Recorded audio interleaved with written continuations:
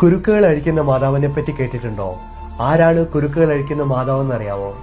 ജർമ്മനിയിൽ വോൾഫ് ഗാങ്ങും അദ്ദേഹത്തിന്റെ ഭാര്യ സോഫിയുമായി എന്നും കുടുംബത്തിൽ പ്രശ്നങ്ങളായിരുന്നു.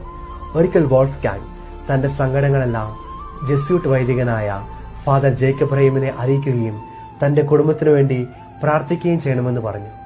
അങ്ങനെ 1615 സെപ്റ്റംബർ 28 വോൾഫ് ഗാങ് തന്റെയും അദ്ദേഹത്തിന്റെ ഭാര്യ സോഫിയയുടെയും വെഡിംഗ് റിബൺ എടുക്കുകയും ഫാദർ ജേക്കബ് റൈമിനെ ഏൽപ്പിക്കുകയും തന്റെ കുടുംബത്തിനു വേണ്ടി പ്രാർത്ഥിക്കുകയും ചെയ്യണമെന്ന് പറഞ്ഞു. ഫാദർ ജേക്കബ് റൈം ആ വെഡിംഗ് റിബൺ എടുത്ത് മഞ്ഞുമാതാവിന്റെ രൂപത്തിനരികിൽ വെച്ച് ഇങ്ങനെ പ്രാർത്ഥിച്ചു: ദാമ്പത്യ ബന്ധത്തിന്റെ എല്ലാ കെട്ടുകളും അഴിഞ്ഞു പോകട്ടെ എന്ന്. അപ്പോൾ തന്നെ ആ വെഡിംഗ് റിബൺ തൂവളം നിറത്തിലാവുകയും വോൾഫ് ഗാങ്ങിന്റെ കുടുംബത്തിലെ ഓരോ പ്രശ്നങ്ങൾ ഓരോന്നായി തീരുവാനും തുടങ്ങി. അങ്ങനെ വർഷങ്ങൾക്ക് ശേഷം അതേ കുടുംബത്തിൽ നിന്നും 1700 ഒരു വൈദികനുണ്ടായി, ഫാദർ ഹെറണിമസ്.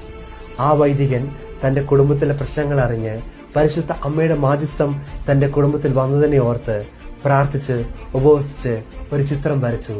അതാണ് ഇന്ന് ലോകമെമ്പാടുമുള്ള കുരുക്കുകൾ അഴിക്കുന്ന മാതാവിന്റെ ചിത്രം. നമ്മുടെ ഹൃദയത്തിന്റെയും മനസാക്ഷിയുടെയും കുരുക്കുകൾ അഴിക്കാൻ വേണ്ടി പരിശുദ്ധ അമ്മയോട് പ്രാർത്ഥിക്കണമെന്നാണ് പോപ്പ് മാർ ഫ്രാൻസിസ് നമ്മൾ എല്ലാവരോടും പറയുന്നത്.